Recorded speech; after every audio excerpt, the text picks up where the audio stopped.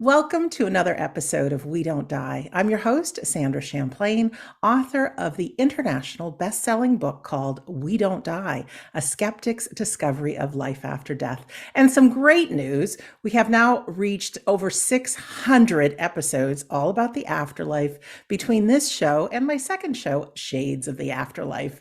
And more good news, Shades has become the #1 most downloaded afterlife podcast in the world. That's huge news, and I'm so excited.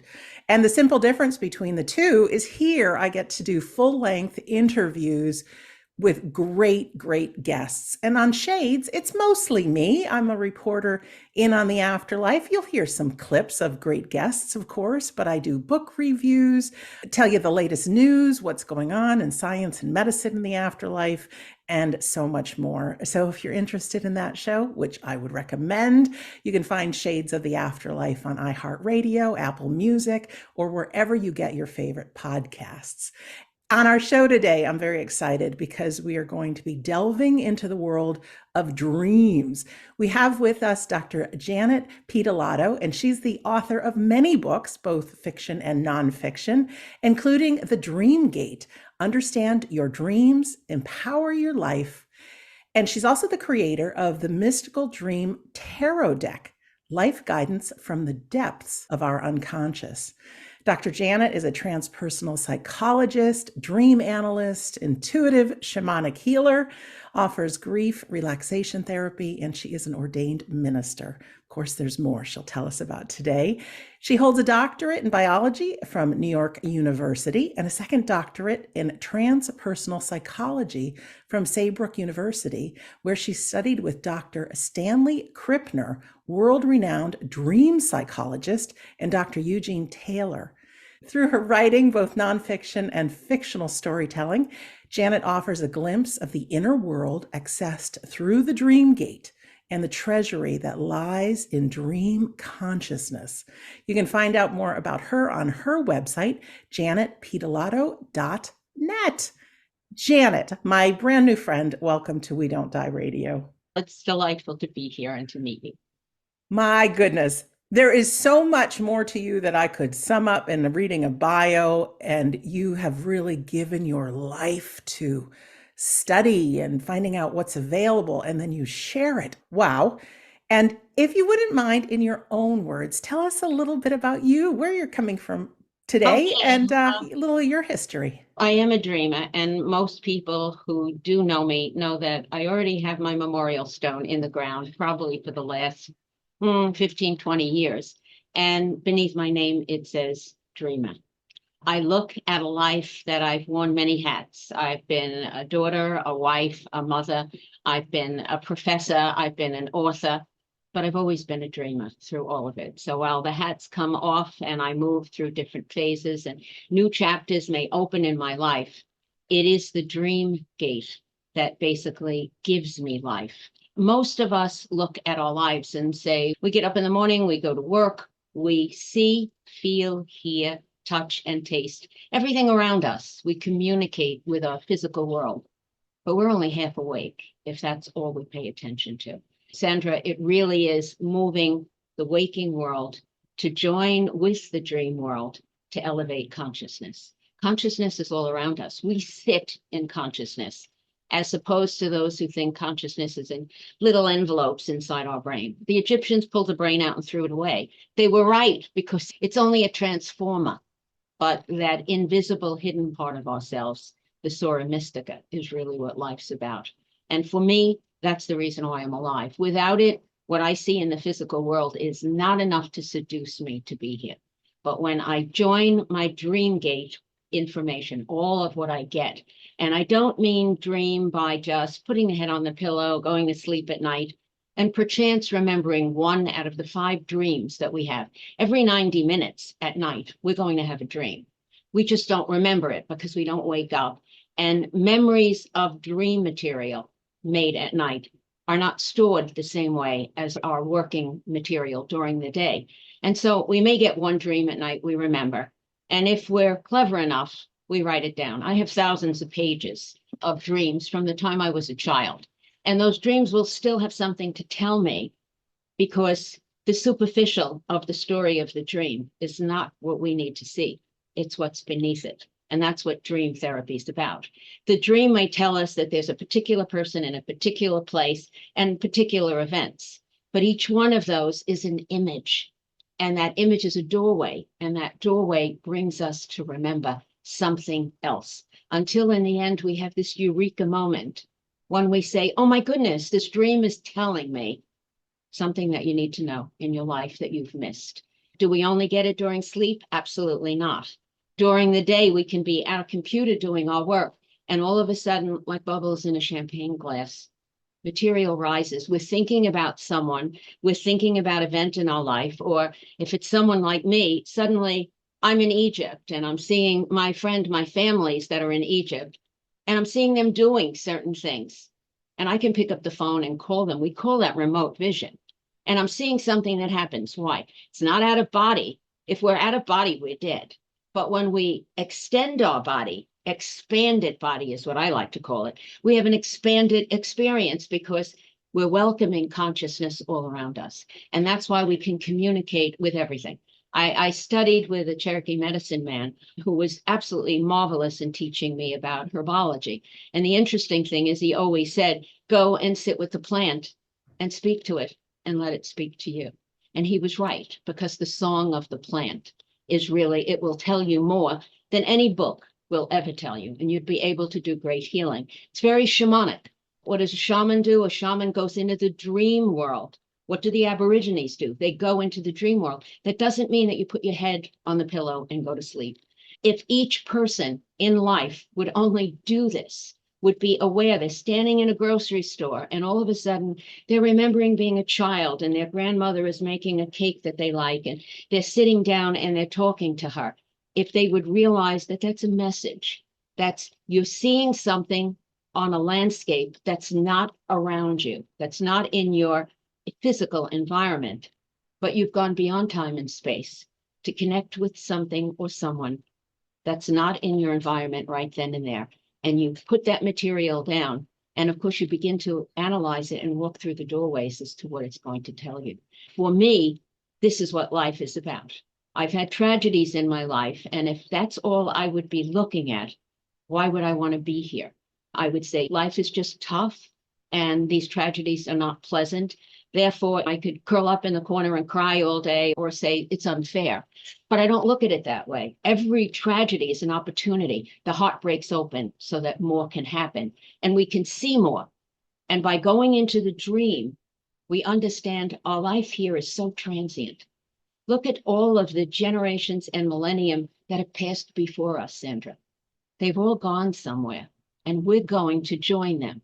All of the excitement of Mesopotamia and the Fertile Crescent and the beautiful areas of Pergamon where they did dreaming, areas in Athens where we have all of the ancient mystery tradition. We're going to connect with every one of those ancestors, and we can do it here and now too, the Via Mystica. So my life is very much about walking that magical path of the Via Mystica, the mystical path. What I see in waking reality is important. We have to pay our bills, we have to pay the taxes, and we have to eat, yes. And that's an alchemical feast too. Part of what I do is, I have a chef's degree as a pastry chef, and I love baking, I love cooking, but I love acting and working with the alchemy of the food, because this is love, and this is joining with all the ancestors who cook and bake with me and give me information about making things better. So it's expanding our consciousness. That's what I do. Incredible. No wonder we get along so much. I'm just picking up on that. I'm a chef too. Oh, great.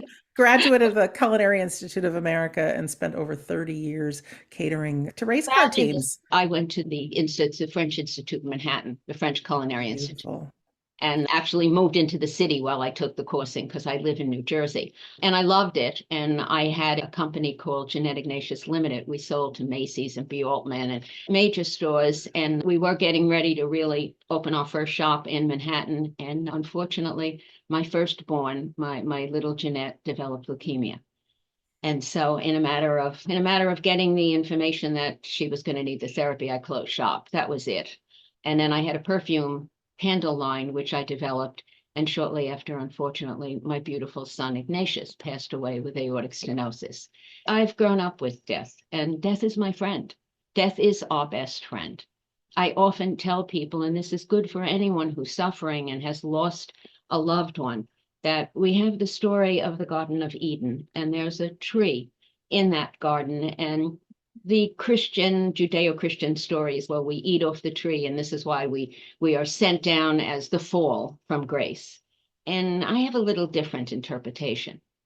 We have a fall, but it's not a fall because we did something wrong. It's a fall in consciousness. We're in that garden, and there's a tree, and there's wisdom on that tree, and that wisdom is spoken by the snake that's immortal, that sheds its coat and becomes new over and again, that never dies. And the snake tells us, come, would you like a bite of the apple? But there's a contract if you want that apple. The apple is bittersweet.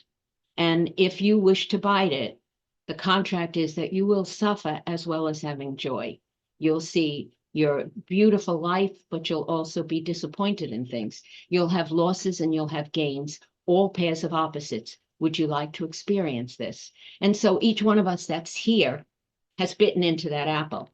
And then the crux of the matter is there's always an image of Adam and Eve being escorted by an angel through a doorway through which the grim reaper stands. Death is by the doorway. And if we understand that, that's the hope, that death will bring us back to the great Garden of Eden. That's the promise that we're going to be born, but the birth that brings us here, there's another birth that brings us back into the garden.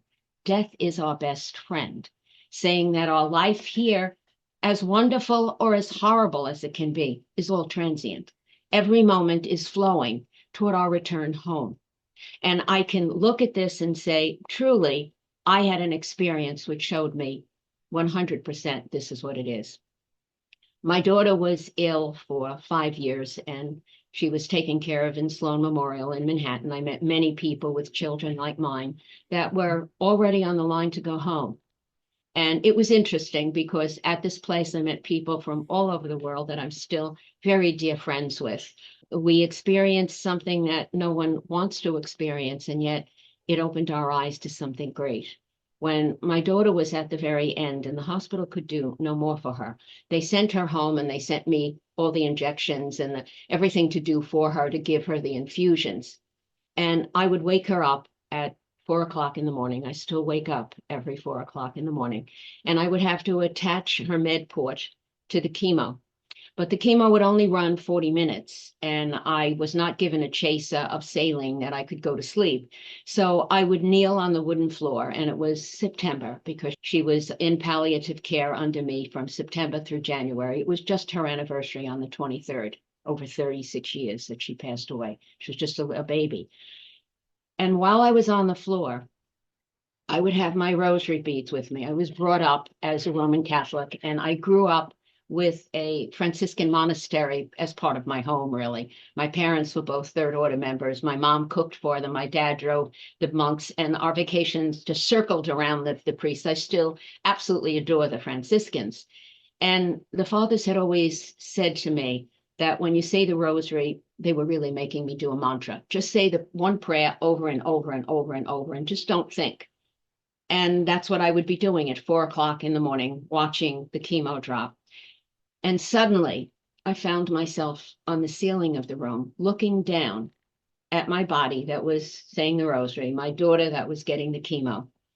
And I heard a voice, and the voice said to me, "You agreed to this. Do you remember?"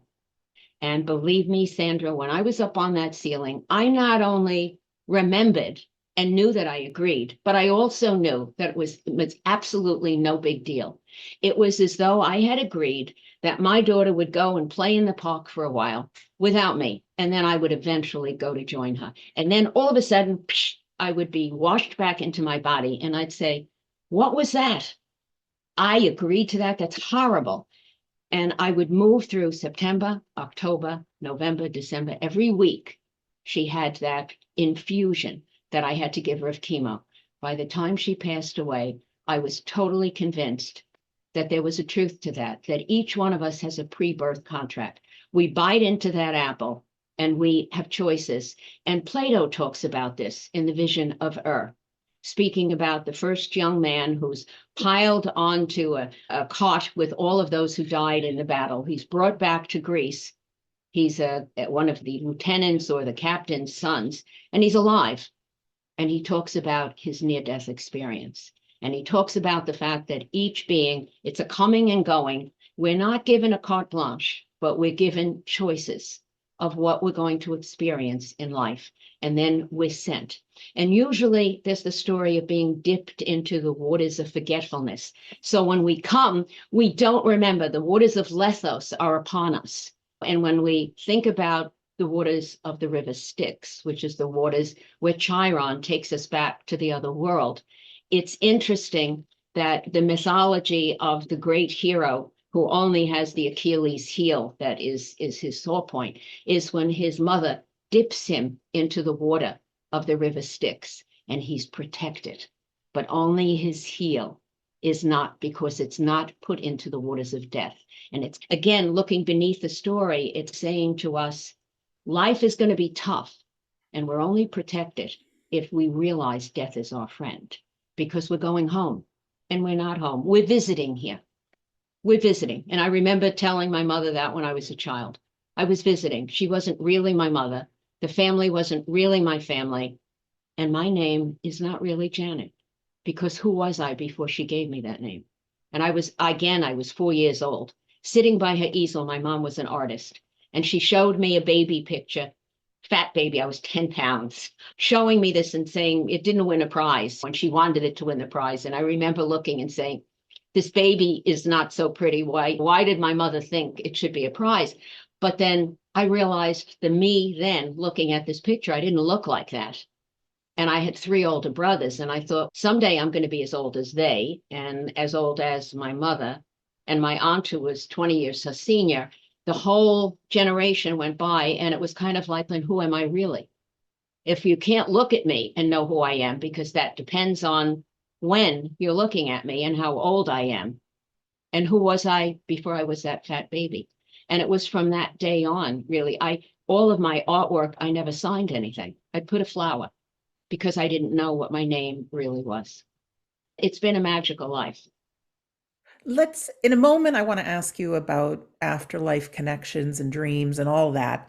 But I know earlier, before we started, you were talking about your grandfather and your dreaming, and this connection started at a very young age, besides I was that once experience. again 4 years old, and the same way that at 4, by the way, I sang opera. And one of the songs that was the first song that I sang was from the Bohemian Girl. It was an operetta. Now, I had an enormous voice, an operatic voice. I had all the solos when I was in glee club and choir. The song was a song about a young woman who I dreamt I dwelt in marble halls. She knew that where she lived, and it's a Laurel and Hardy, beautiful comedy. It's a comic operetta, but it's a magnificent story because the child is taken, she's kidnapped by the gypsies. And Laurel and Hardy, of course, are the ones who raise her, which is more hysterical.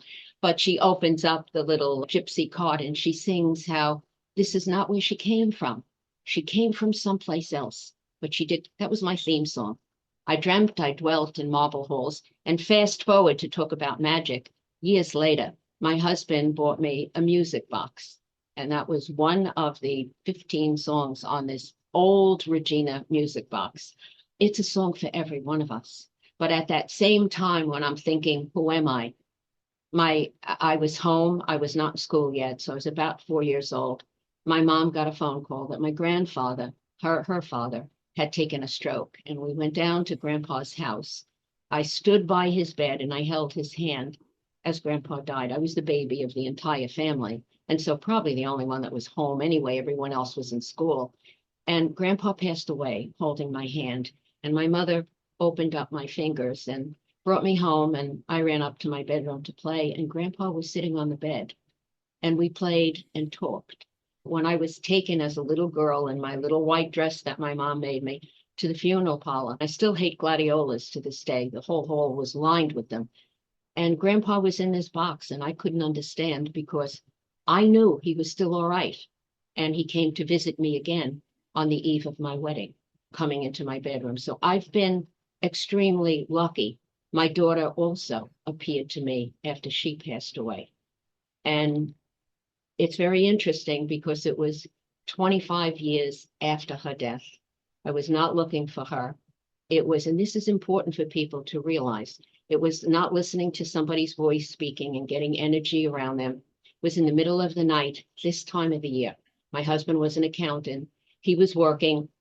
I kept on getting up from bed to tell him, come to bed. He's working too late. It's too late, too late. And I finally wake up and I think I see him standing by the bay window in our home. And then I realize it's not my husband. It's not Iggy. It's my daughter, Jeanette. And I knew immediately that this was going to be very fast because I knew she had passed. She came to me and she was physical. I hugged her and she was warm. And she said to me, don't forget me, Mommy. Now, we had boxes that we had put together with her toys, and we had only begun to dismiss them and pass them away. And I called my husband to be in the room, and he appeared in the room, and she said to him, thank you, Daddy. Thank you. Thank you. Thank you for saving my pony. And I didn't know what she was talking about. In the morning, I realized that I was in what's called a hypnopompic state. You're coming out of your sleep state, but you're not quite in waking reality. And she disappeared in my arms. And I explained to him, I said to him, do you remember dreaming last night? Because I knew he hadn't physically walked. He didn't remember anything. I said, it's strange because Janetti said, thank you, Daddy, for saving my pony. And he was very quiet. There was one box at the very end of what we were putting into a big dumpster. And I said to him, don't even bother to open it. I can't bear to look at these toys. I had saved everything for both my children, thinking that someday they'd grow up, they'd laugh, they could throw out what they wanted, keep what they wanted. But we always had big homes. We had enough space to store it. So I said to him, just throw it out. He didn't. And there were two items, and he looked at me sheepishly, and he said, there were two things I saved. I did open the box. I said, what did you save? He said, I don't know what I saved. He said, I said, where'd you put them? He said, I left them in the garage. I didn't want to hurt you, so I didn't bring them in. He brings it in, and one is My Little Pony stable with the little ponies. Now, the connection of Jeanette in the middle of the night, giving me substantial confirmation that she's there, telling me something I don't know, he doesn't know, that he actually has to go out in the garage and get. That was an amazing experience.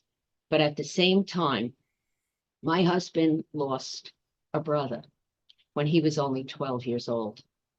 And he really never recovered. I had a hard time speaking to him about it. He played the accordion. He never played for me. His life changed. It was just the two boys. The brother was much older. He was 19 when he passed away. I'd never met him, obviously. And at the same time that this happened with Jeanette, I'm in my office, which was next to my husband. And my brother-in-law walked in to my office. And I knew it was he because I know what he looks like. And again, Sandra, I was not looking for him. I said to him, don't you tell me that you love Iggy, because I know that already. I said, give me something so that I know you're really here. So he opened up his hand and he showed me a photograph of my husband dressed in a baseball outfit. I said to him, no, absolutely not. I said, I know he doesn't like sports. This is impossible. So he disappears. I went into my husband, the office right next to me, and he said to me, I don't know what to tell you. He said, you know me. I said, did your brother ever dress you up for Halloween or whatever? No, he knew nothing. A couple of months later, Iggy's best friend walks into the office. It's your husband, My right? husband's Okay. name was Iggy. He has a piece from the newspaper. I don't know if this is going to work. Yeah, all right. He has an article from our Staten Island newspaper. And the article reads, Ebbets Field last game had island flavor. And in the very center is a picture of my husband in a white baseball outfit. The same picture that his brother showed me months before. Now, I didn't see the entire group. He only showed me Iggy. So Iggy recognized immediately from what I had told him. And he comes in. Apparently, the Staten Island group had played in this game. And he comes in and he says to me, "This is what Vito showed you." I said, "Iggy, I didn't see all the boys around him. I just saw you in the white outfit." I said to him, "Don't you remember it?" He said to me, "No." He said, "I don't remember anything about it." So I looked and I said to him, "When did Vito die?" This was taken after Vito died. So obviously, my husband was in shock. He's 12, 13 years old. He doesn't remember anything, even decades later, taking this picture. So I walk back in my office. He's standing with his boyfriend, a childhood friend, and Iggy's brother's in the office waiting for me. And he said to me, "Go back and tell my brother to show you my best friend." So you'll be hysterical. I'm not very polite with these visits. And I turned around and I said to him, "They were all little boys in that picture." I said, "What are you telling me, your best friend? You're a lot older." He disappears. I went out and I said to him, "Iggy, Vito just said that you're," and again, my husband knew I always saw things. And he puts his glasses on and he points to one of the men at the top and he says, "Yeah," he said, "this was my brother's best friend. He wanted to try to make a match with our cousin." So how do you explain? Now, you spoke about Stanley Krippner. I told Stanley this, and as Stanley said to me, this is called super psi. He said, you have somebody from the other side coming to tell you and show you a picture of something that happened after they died. And that picture is not going to show up in a local newspaper until a couple of months later. It's probably not even an important piece. It's a filler. This is not really news. This is something that happened years ago. He said, your mind would have to go to the past, to the future, to the back. He said, the easiest explanation is that Vito came and spoke to you. And of course, unfortunately, he never came back so that I could apologize and say to him, "I'm your sister-in-law, and boy, I didn't give you a great meeting." But for those that suffer and don't have these experiences, know that they're for all of us to understand. We don't die. We absolutely don't die. Those are verifiable bits of information, and I'm sure that he has forgiven you. I wasn't looking, and I give classes for a lot of the mediumship places. I taught in Arthur Finley on dreams. But one of the things I don't like to do is to sit and listen to voices, and because there's energy around people. So I love the fact that mine comes spontaneously. I'm in my office minding my own business, and my brother-in-law shows up. I'm not thinking about him. I'm not looking for him. We haven't spoken about him, but he gives me such a validating, and my experiences have been like that, which is why I write fiction, because in fiction, I can put this. Stanley is always telling me, well, you really should write it as a book so that people see these are real experiences. But I'm kind of like one who would be in the mystery traditions. Those who've never had these experiences and really are non-believers, they're not going to believe because I tell them something. They need to have the experience themselves, which is what my therapy is about. People will come to me that are grieving, and I bring them into dream through what I call the lucid waking dreaming state. And that state brings them communication from ancestors near and far, because we're related to everyone. And then the information, the wisdom comes. And I do these classes online, and the information that individuals will bring back to me, and then they go into their own private therapy if they want. But dreams make us live, and they make us move through tragedies, understanding that it's just another experience. It's like my daughter dying. It was such a gift to have her, and I'm going to join her. She hasn't gone anywhere that I'm not going, but the communication from her was amazing. The same way from my grandfather. And I've been lucky because I've had many others. I don't want to spend the whole time on them, but it just to give people a little sight and hope that it isn't dreaming, and not just head on the pillow at night, but in waking dreams that they can connect. Can you give us some things that we can do ourselves? I'm fascinated by the whole lucid world. And I think, let me just compare. There's so much evidence of the afterlife out there. But to most people, that tipping point hasn't occurred that most people have the information. And I think the dream world is the same thing. People go to bed at night, they think of their dreams as just what happens. Maybe they remember them, maybe they don't. But I also think that tipping point can come too with how valuable our dream world is to so much. But I know through the audience here, so many of us want to connect with our loved ones. Would you offer any tips as to how Yes. we could get into that lucid world ourselves and know Yes. that our loved Well, ones are with us? and first of all, a lot of people think that the lucid for the dream is at night dreaming and being aware that you're dreaming. And that's very true. But as I've had a communication when I taught for the society that studies the dreams, and I disagreed with them because, again, I'm always walking the opposite direction of everyone else. But for me, it's not just lucidity during a night dream. And many people can't do that. And that's fine. It's not important.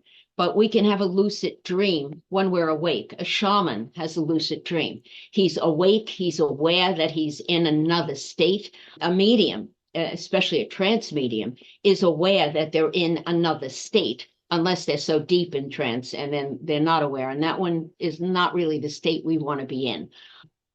We can do this. And how do we do it? All right, first of all, I'll start with the night dreams because that's what most people want. You don't need to look for a lucid dream at night, but when you wake up in the morning, if someone is going to work, if someone has an appointment at a certain hour and they need so much time to get themselves ready to shower, to take their coffee, whatever it is, put your alarm clock on with a soft, gentle waking like chimes about 20 minutes to a half hour before you need to get out of bed.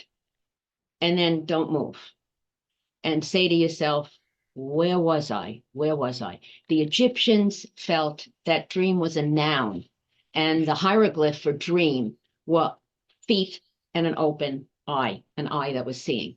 They were going someplace. Dream was not a verb, dream was a place. And certainly in the Ptolemaic period, we have lots of information on the dreaming temples and what happened. A lot of healing that happened during the dream. And part of healing when we're grieving is connecting with an ancestor who passed to show us that they are still alive, because our waking life contradicts that and says that's not true. So you're awake, you've got 20 minutes, a half hour. You ask yourself, where was I? What was I doing? Who was I with? And how do I feel about this? And then you say, I remember nothing. Okay, it's fine. Either get a tablet or a piece of paper or a pad or whatever you want to do. Sit up and say to yourself, right now, where am I? All right. For me, I'd say I'm at grandpa's bed. Why? Simply because that's what came to me. And I'm holding his hand. And yeah, what's happening here? My mother is off to the side. The circle is around grandpa and me. I still see that bed with its four posters. I'm in the family house. This is my maternal background. And grandpa is there. And what's happening here? Grandpa is transiting because the next thing I see, we're still in a bedroom, but it's my bedroom. And grandpa's sitting on the bed, hugging me and talking. How do I feel? Fabulous.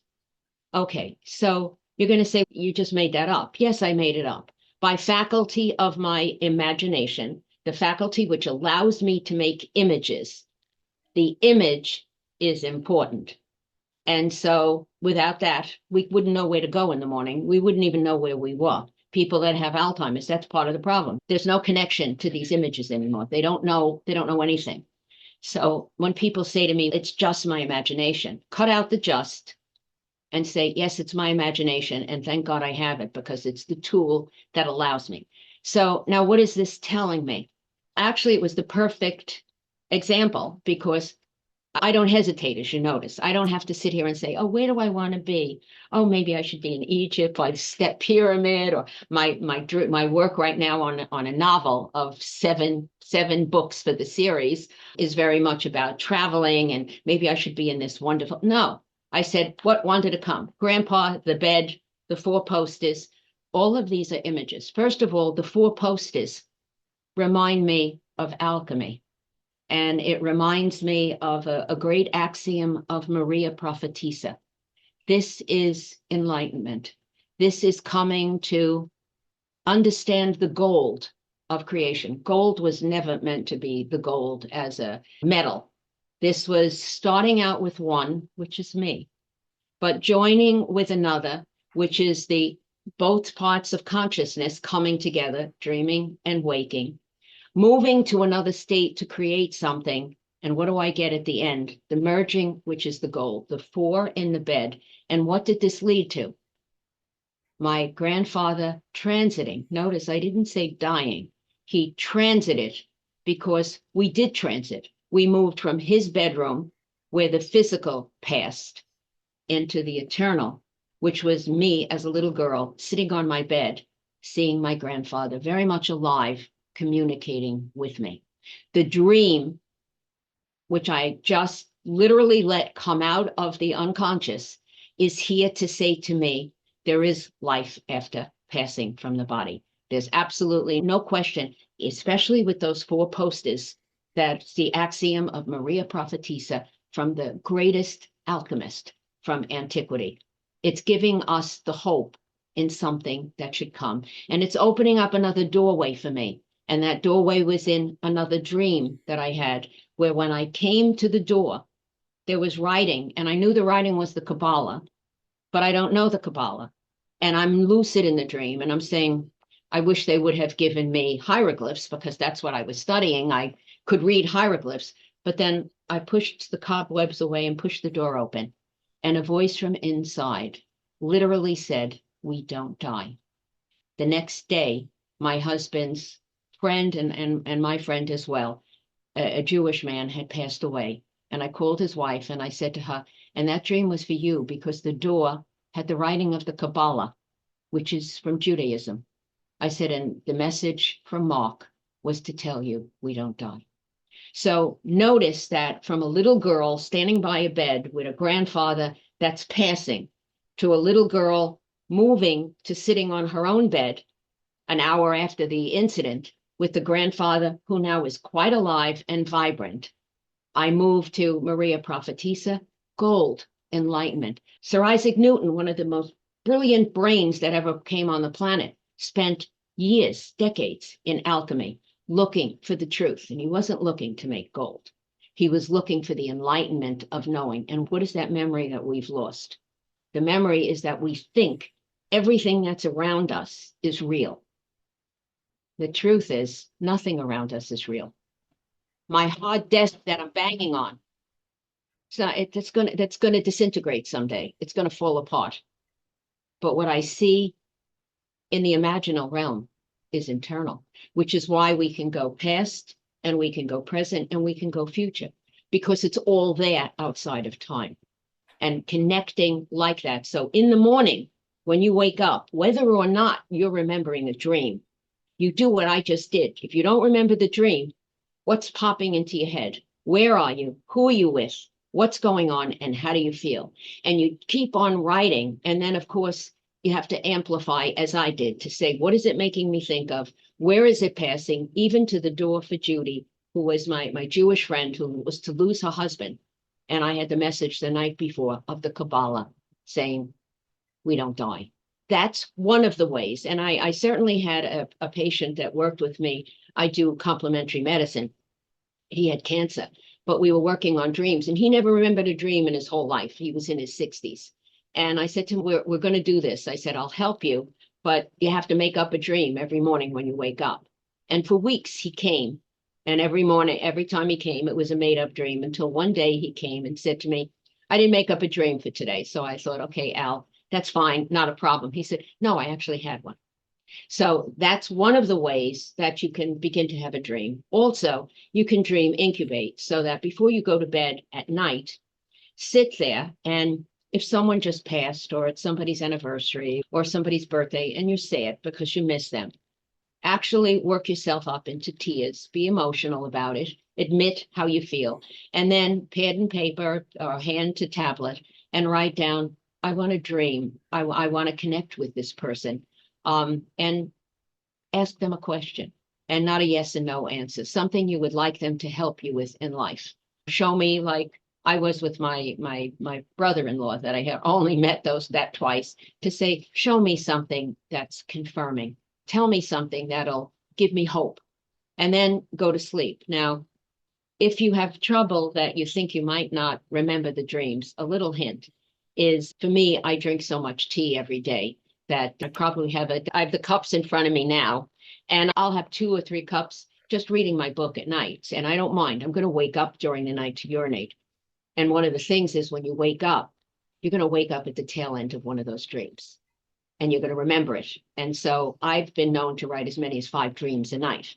So you can do that if you're willing to wake up and record the dreams. That will help you. If that's not working, we can do the waking lucid dream. And this is when we do what the shamans do. We dedicate ourselves to the harmony of the universe. We don't want to see anything that's going to be in any way invasive to anyone or hurtful to anyone. Never. And then we ask that there's a guiding spirit that will be with us. And this can show up as anything. It could be a grandmother, grandfather, could be a relative, a dear friend, someone that in our life passed away, but we would like to be with them as the guardian who is going to pass through the dream gate. And we can close our eyes and let the images rise. Some people hear things, some people will see things, clairvoyant, audiovoyant. It doesn't matter. And then we come up with some sort of a question. We're dream incubating. What do we want? Maybe we just want to see our beloved who passed away, our husband, our son, our daughter. And we ask that we might be able to see them. We close our eyes, soft music, something that's going to lull us, or just the quiet breathing in, breathing out, breathing in, breathing out, and then asking to be brought to a memory of something with the beloved.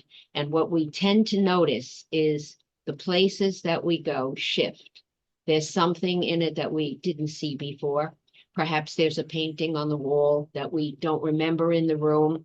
There's another room or a closet that we don't remember, or something on a table that's there. And we begin to communicate. In our mind, we start a conversation sitting at a table of the questions or what we wish to say to this person that maybe we didn't have time to say. I often have people grieving, and they'll come to me, and there was an argument and somebody passed away, and they did not have the time to put an end to that argument. So this is the time to do it. And then they come back and they record and write everything that they saw, because there's little details in that vision that will give them the answers. And often when you're beginning on your own, which is why people go to people like me, you need somebody to help you. It was Carl Jung working with people for years. Each image opens up to something else that you didn't think of. So that dream that you may wake up, or even with the waking time, when you're thinking of someone that you want to be with you to go through the gate, you imagine a gate or a door, maybe the house where this person lived, a table where you're going to sit, in a conversation. You look for all the details of things that are in that, because each one will open up to a memory that will tell you something else. And all of a sudden you'll be able to say, oh my goodness, I didn't think of that. It's called amnesis. I didn't remember that. I didn't think of that. That makes me feel so good. That shows me this person is here. And sometimes it's only something little. I opened up the doorway one morning, and inside there was somebody that I didn't know in life. I'd never met, but it was a husband of one of my clients. And all this person said to me was, my name is not, and he said the name that I knew him by from what his wife said. My name is, and he gave me something I didn't understand. He said, but that's not my name. And when I spoke to her during therapy, I said, I'm not quite sure what this means. I wasn't told anything else except this is not my name. She said, my children don't even know that. She said he grew up in a society where, his religion was not accepted. So he had to pass himself off as a Christian. And so that's why he took a Christian name for everybody to know, but that was not his name. I said, I wish I had more. She said, no, absolutely. You're telling me. And I wasn't looking for him. I go through the doorway every morning, every night. And during the day, spontaneously, things happen. And I know I'm sitting at my computer. I'm quite lucid, but I also know my consciousness has expanded. It's not left my body. I hate that expression, out of body experience. It's expanded body experience, but it's all dream. So I tell people, if you're not making the dreams at night happen, if you're not getting up and making up one in the morning and realizing that making up that dream, like what I just did with my grandfather, is important and perfect for grandpa to come forward for everybody today, because that message was for everyone. We don't die. And that's the message that you give. But if that's not what happens, then, but you have to give time to it. It's the via mystica, the mystical path. You have to be willing to be open, and you have to realize that that ridiculous dream that seems to be so totally crazy is not crazy at all. Or that frightening dream might be the best one you ever had. I've had people come with dreams that they've been terrified. You usually have a frightening dream so that you remember it. And then you need to go through the doorways to what the dream is actually telling you. And the dream may be totally opposite of what you think, which most of the time it is.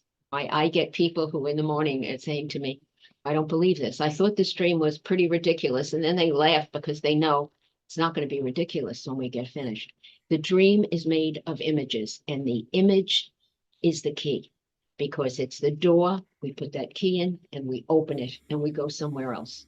It's the bed, it's the four posters, but I open up the door and it's Maria Prophetessa, and it's the great alchemical axiom, which brings us to enlightenment. That's what the gold is. And then transition, even the word he's transiting. We transited. We moved from the bedroom in the grandpa's house to my bedroom, to him being alive in a much brighter way. And they are much brighter. The life is much, much richer. They're a shining one. There is life. I was at a funeral that I wrote the eulogy for one of my best friends. And I knew that at birth, her mother died when she was like, I think 6 years old. She had an aneurysm, and so this girl, it was a tough life, but it was her stepmother that passed, that I knew, and certainly that this girl grew up with. But as she was presenting the eulogy for her stepmother, her real mother was there. And I saw the real mother, but this is not the real thing. Next to her, there's another woman. And this other woman is not the woman who died, but she's telling me I was her second mother. And again, here I am saying to her, no, you weren't. Irene, who died, was the second mother. It was her mother's sister, actually married her father and took care of the children.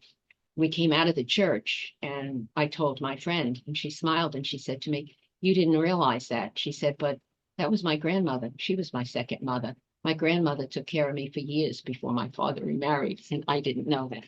So again, these are all substantial to tell Right. people. Now I'm sitting in a church, awake, totally awake.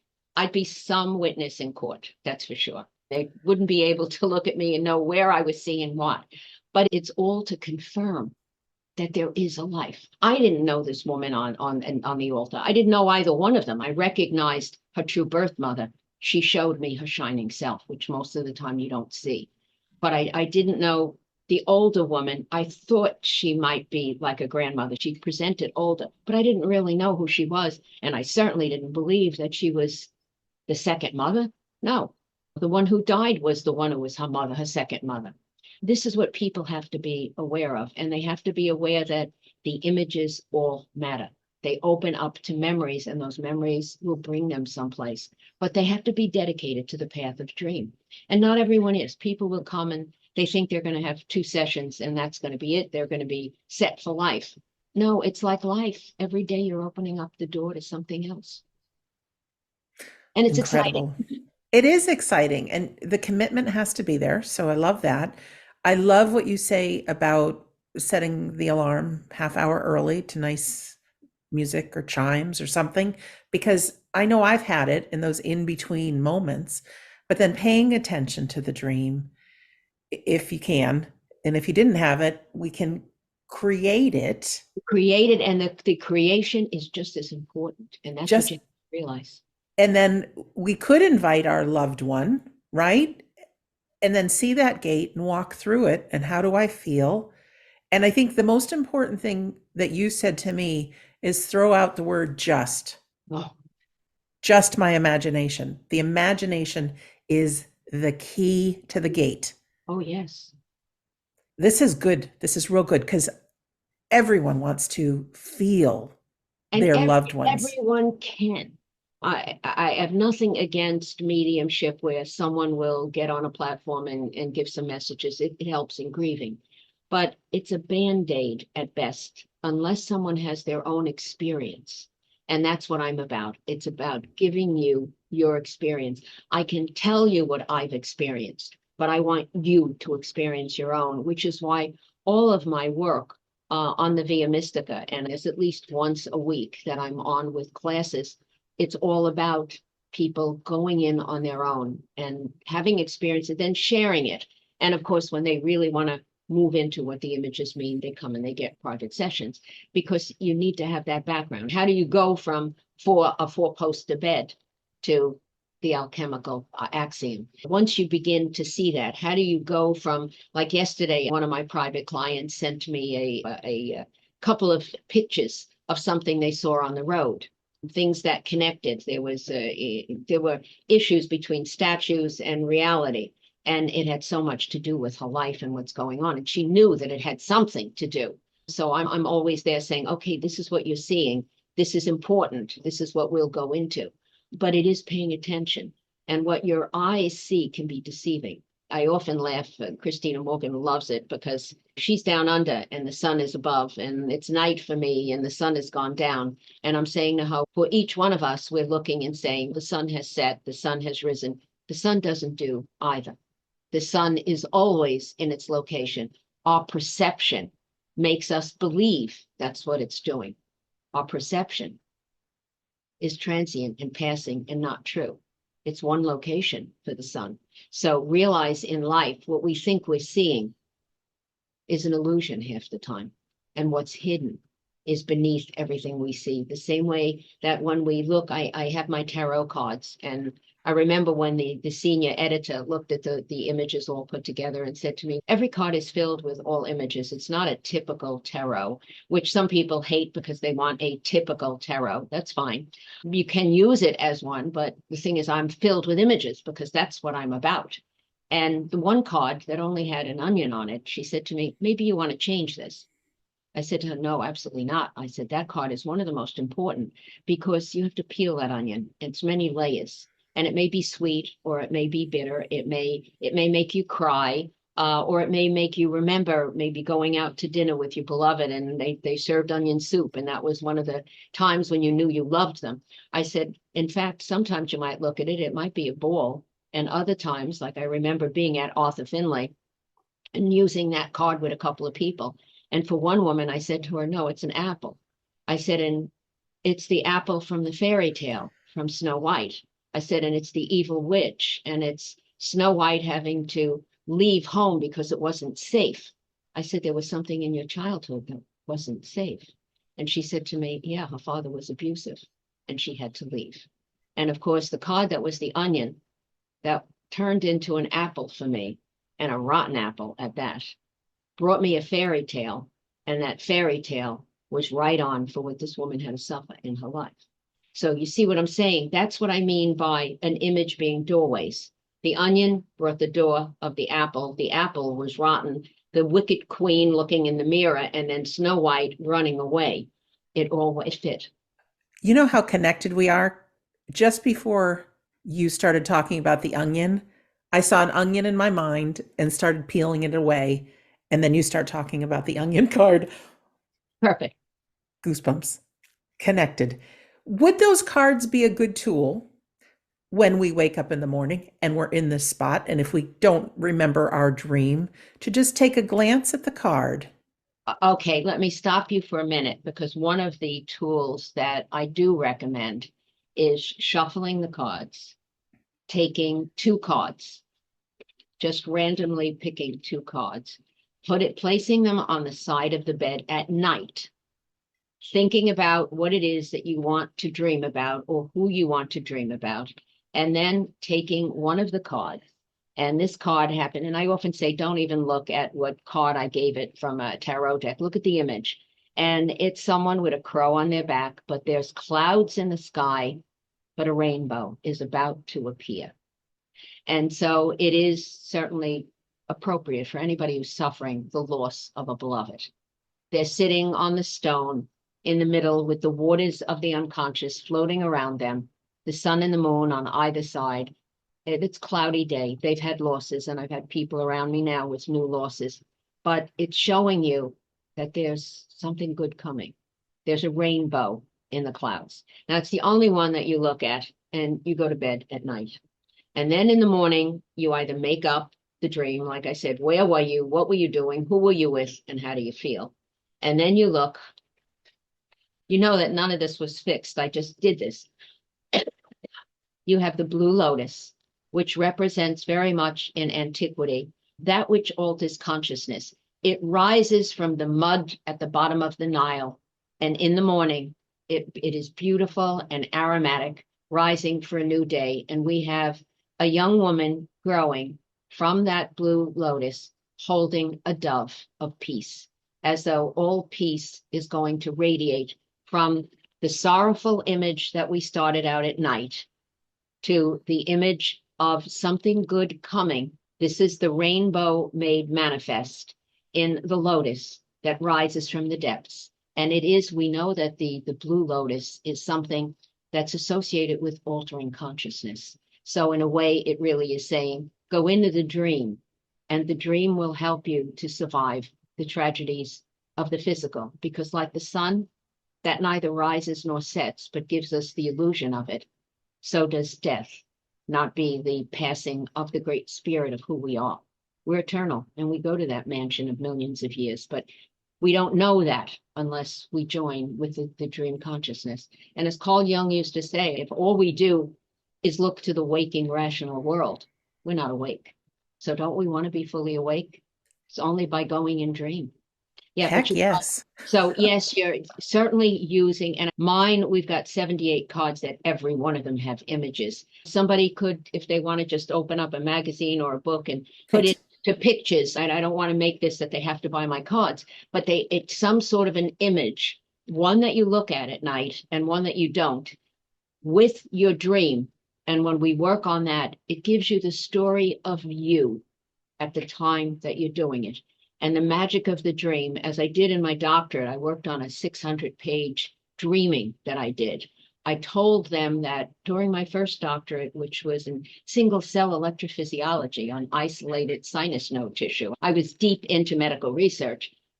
During that first doctorate, I followed the scientific method, make a hypothesis, check your hypothesis, and it's repeatable everywhere in the world. That's the only way it'll work. This is not. What it means is that what that dream might have meant to me yesterday, today it might be a completely different meaning. That's what's so beautiful about images. They grow. And that's why in my book, I teach people how to write your own dictionary. The publishers actually wanted me to do a dream dictionary. And I said, that's not what I want to do. The same way that actually I wrote the book of meanings for cards simply because they forced me to do that. I really prefer people just look at the cards, find the meaning for yourself, because meaning can be very unique. You don't have to take what I say about the cards. You look at what it means to you. And it just grows every day. So if you have, especially an electronic dictionary, you can constantly add. If you're doing it in a physical book, a little bit more difficult. Loosely would probably be better. We are on the same wavelength so much. And it must be because you and I are so present with each other. Because what just came into my mind was ask her, do people need to, because I Yeah. know people want to get a dictionary. What does this dream mean? As opposed to feeling into it. And then you just naturally went there. Oh, I love it. Your book is called The Dream Gate. The Dream Gate. Tell Yes. us what we'll find in that. Okay, what you will find is a little bit of my history, which I've already shared with you, because I feel like dream is a territory, like the Egyptians. I believe it's a place we go. And we want to go with somebody who's been there and knows the terrain. So that's why I start the book with a bit of my history. In fact, I have a copy here. And for those listening, you can't see, but Janet's been holding up her cards. She's showing us her book. And it won the cover award, and that cover not meaning cover of the book, but it's for the Coalition of Visionary Resources for bringing in visionary information. And Congratulations. what I do, in fact, you can see that we have the bird with the key, showing us that really flying beyond what we see in waking reality. The dream gate is going to help you expand your consciousness to beyond what you think you see only in the waking reality. A beloved has passed away. You're not going to see them physically here, but are they really gone? No. And by having your own experience, what the dream gate does is it brings you the different ways that you can move through your dreams to understand better their full meaning. And as I look at it here, bring you to one of the pages, for instance, it will start with the dreams as a source of guidance, of healing, of bringing you to understand where you are and where you're going. And then it's empowering the dream, showing you that you create pictures. Draw even if you're not an artist. And then at the end of the book, I bring you on pilgrimages. So I'm actually taking you to places like the old Chirarium, a very sacred place in ancient Turkey where the Hellenistic dream incubation was happening, and in Pergamon. And although the ancients could travel with their feet to places that were physical, and I am right now looking into doing things in Turkey, that'll possibly be in 2025, where we actually go to places like Pergamon. But we don't need to go physically if we can't afford to, and we certainly are too far and are busy with work. But we can go in a waking lucid dream. So I have dreams for you to record, listen to, and take those pilgrimages for healing and for communication with the ancestors. So that's what the Dream Gate is about. It's to bring you communication with your inner self and with what I call the Sora Mystica, the sister of the soul that is with us from birth before birth, guiding us and bringing us like the voice that brought me to remember that everything we're doing here, we agreed to do. It's all part of our learning, and it really is okay. So we can suffer whatever we need to suffer. And I often say every tear that we have is like a pearl. It's a gift to help us to grow and to see more. And the Dream Gate, it helps you to set up your dictionary, to look at the way that we would amplify. I give you examples, but it is those last pages, I think, that people will love, that if they really want to get started going on a pilgrimage, they have several pilgrimages to go. They can record it if they want, they can read it before, and then imagine going. And as I said, the imagination is the key. It's without the imagination, we can't go. But that's what the Dream Gate is about. That's beautiful. Throw away the word just. Have your husband and son come through with the dream gate? Yes. My daughter's son and husband all came through once physically. So I've been gifted to be able to hug them, but they have often come through, and not as often as people would think, oh, you have these guides on the other side. No, because when they come through that much, it's actually painful. It's like losing them all over again because you remember their presence. But they have come through. Yes, my son was, as everyone said, he looked like my husband physically, but he was an environmental major and he already was involved in shamanism. He had a great inner spirit. So he has come through. But yes, they've come through with me. Yeah, which has been pretty amazing. I've been gifted with these visions when I'm not asking for them. And that's what I like. That's what I like the best. Yeah. And I like what you say too. It's great to go to a medium, get some verification and all that. But when you can have personal experiences, it takes you from believing to knowing. Yes. And you have a whole different life knowing that your loved ones are around. I just want to get one final thing in journaling. You say you have thousands of pages of dreams. Somewhere that started that young Janet, Young Janet, oh, I'm young going to Janet. start writing these. Yeah, Janet was always a writer. In fact, right now, where I have these novels that I'm working on, I have one that already it's got three of the books of the series completely written, two which are just about 75%, and two more that are already on the way. And what are they? Mostly from my own experiences. That's all woven into it. They're all about memory and memory of who we are really, beyond who we think we are. They all question what we think of as reality. We're totally wrong on just looking at everything around us. So they're questioning life and reality and meaning and time. They're all about time travel because when we move outside of the restraints of the physical world, we're in a space where there is no time. Everything is present. And so I have characters that are moving to the past. They're going to medieval abbeys. They're looking at manuscripts, and we're working with palimpsests. And of course, that's very much what I think about life. A palimpsest is an ancient document, usually written on papyri or written on parchment. And because the parchment was so expensive, the monks used to scrape off the inks. They used to use pumice and they used to rewrite on them. But what they didn't know was that what they thought they erased was never really erased. Beneath the writing of the seen, we have the unseen. And of course, I have characters locating what's totally unexpected in the unseen, not what they're looking for. The same way that I have them looking for a cure, which is not at all what they're going to find in the physical, but somewhere else. So it's very philosophical, but there's love stories, there's mafia involvement, we're tracing across continents, and we're seeing things that are not seen. So we're working from scientific laboratories, which is what I know, to parapsychological studies. So it's a life I've written. In fact, my grade school teachers sent me, I was only in the third grade, and I was creating my own stories and illustrating them. And the teacher, Mrs. Morgan, God bless her, sent me to the kindergarten to read my stories to the little kindergarten children. And of course, I'll never forget, my mother and father go for open school week. And they came home, all the teacher was talking about was the fact that she had an author, a budding author. And I'll make you laugh because when the tarot came out, the Mystical Dream Tarot, I launched it in the UK.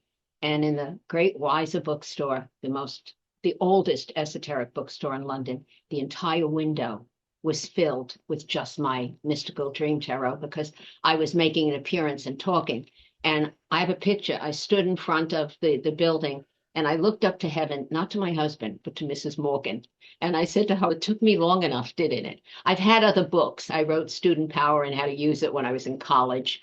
I've always written, yeah, you're right. Even as a little girl, I had no paper. My family was not very wealthy, but my father had cardboard shoved in his shirts when they would go out and have them ironed. And I'd take the cardboard out and I would write my stories on the cardboard. And I found some that my mother had kept, and then the little notebooks with the fairy tales I wrote as a child. So I've been writing all my life. I just never sought to get out with anything until after my husband died. All my work, I dropped everything that I was doing for everything for family. Family was first for me.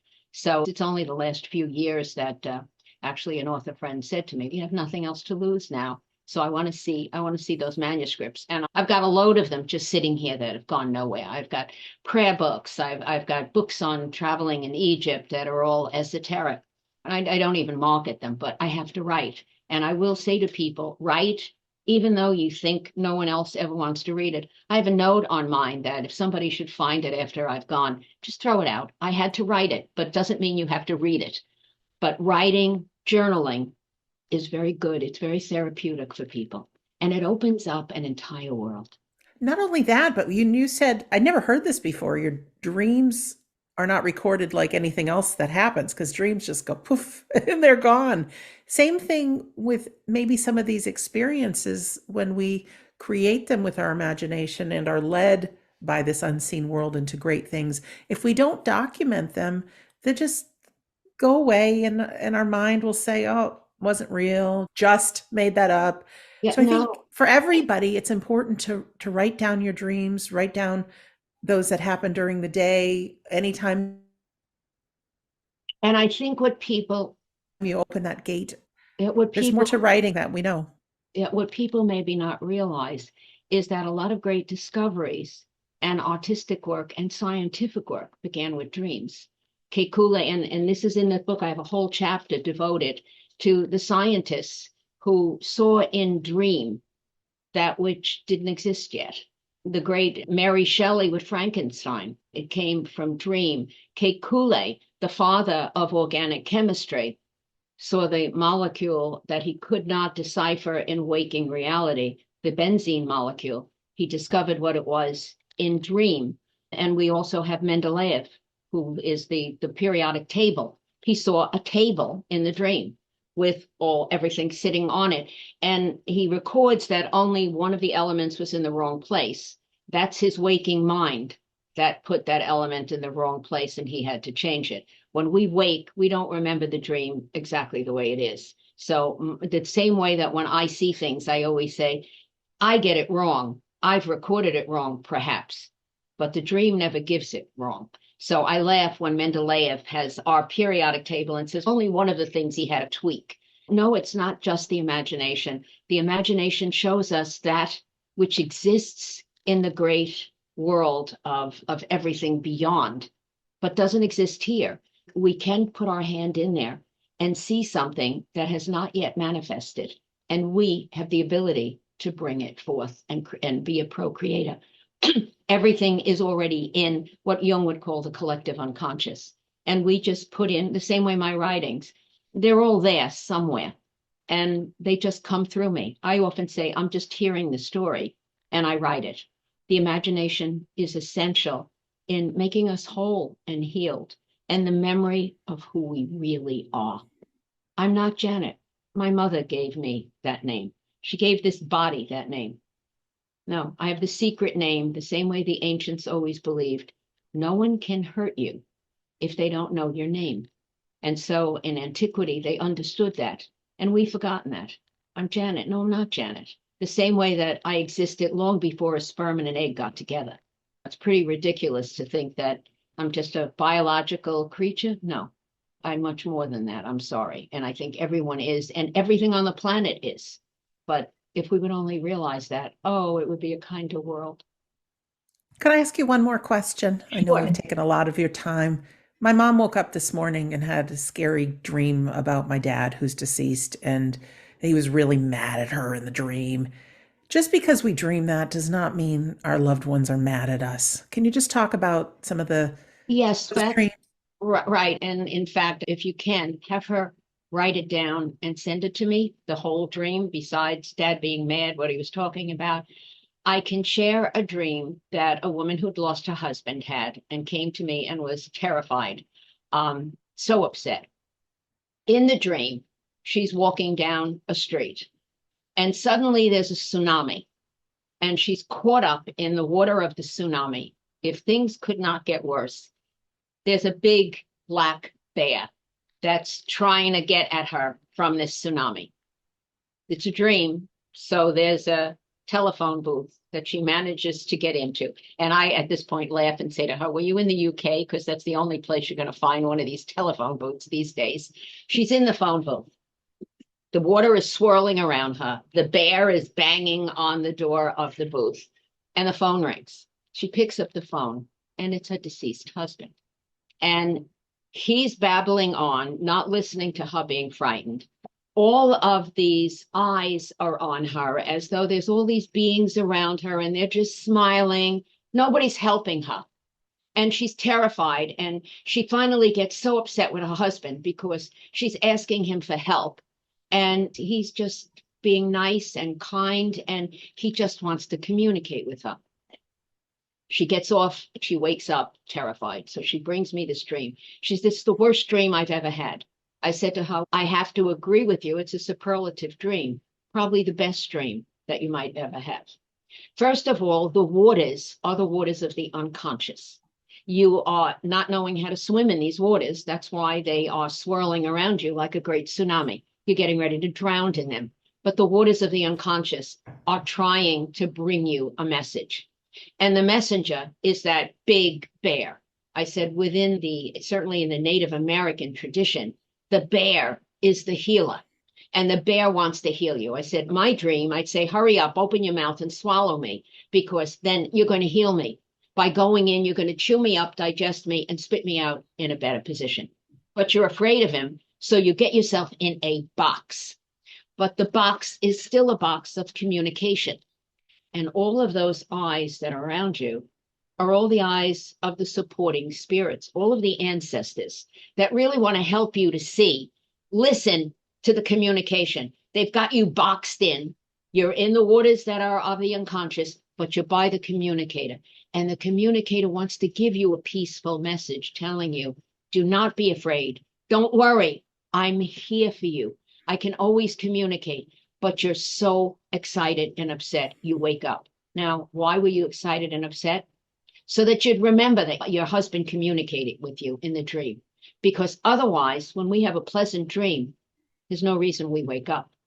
But when we have a terrifying, frightening, horrifying dream, we wake up. And that's when we really know something important, not necessarily bad, often good. And her whole life turned around, realizing, yes, he was able to communicate through that dream and through that box of communication. She didn't get it with the rest of it, but the rest of it was all good, the swirling waters of the unconscious. So your mom's dream, the fact that he's trying to communicate and that there's anger, first of all, means you're going to wake up remembering this. I want to shake you up. And second of all, I'm here. I want to let you know. And you're not angry when you pass over.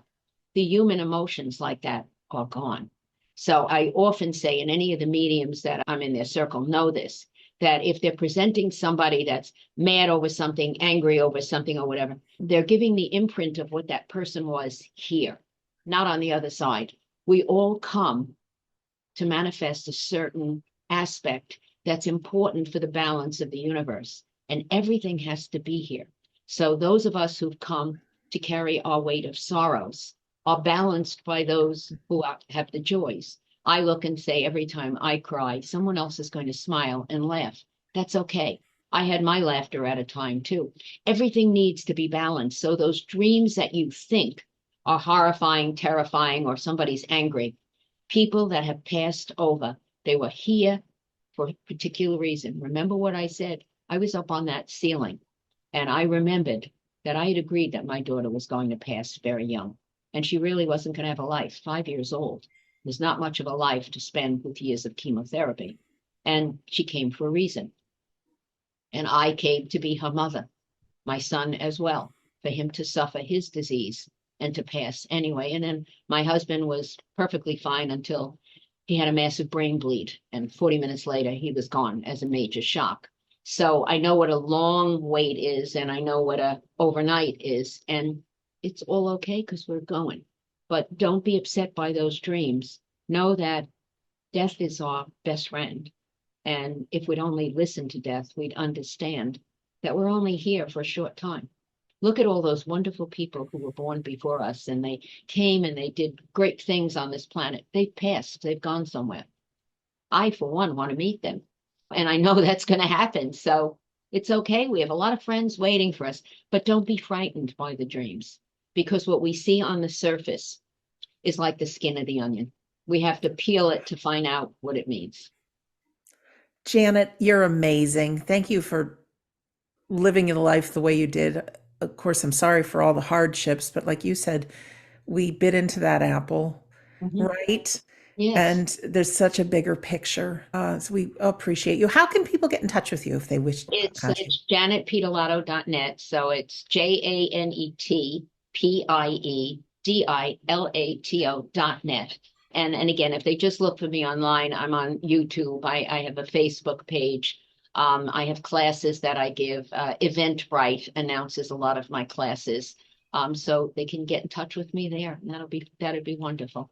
That's perfect. And if anyone's watching this on YouTube, in the description, there's a link to her website, book, tarot cards, and more.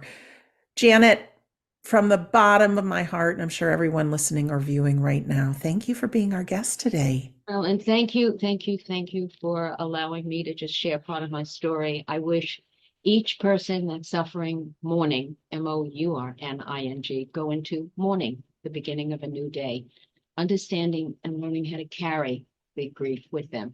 because it will just bring them to their shining ones. Dream. Dream, take out the word just, Yes. and imagine and journal. I love it all. Janet, thank you. And for our listener or our viewer, thank you for taking the time to be here. Again, you can go to janetpiedilato.net. Her book is called The Dream Gate. It's one of many books. And her tarot cards are called the Mystical Dream Tarot. And I found them all on Amazon. So they are there. And as a reminder, you can go to wedon'tdie.com. That is my home base. You can find all kinds of great things, medium classes, past episodes.